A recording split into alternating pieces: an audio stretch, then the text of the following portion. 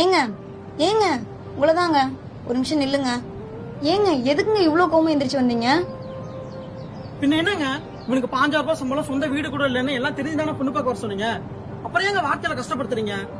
தயவு செஞ்சு அந்த மாதிரி பசங்களை கல்யாணம் பண்ணிக்கலாம் கூட பரவாயில்ல, இப்படி எல்லாம் சொல்ல வேணாம்னு சொல்லுவோம்.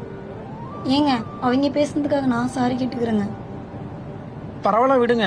நீங்க என்ன பண்ணுவீங்க? இந்த மாதிரி பசங்களுக்குலாம் உங்களை மாதிரி பொண்ணு கிடைக்கிறதுக்கெல்லாம் கொடுத்து வச்சிருக்கணும்.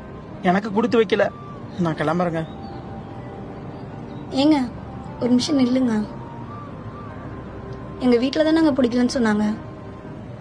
எனக்கு உங்களுக்கு ரொம்ப பிடிச்சிருக்குங்க. நான் காத்திருந்த பொண்ணு அது நீ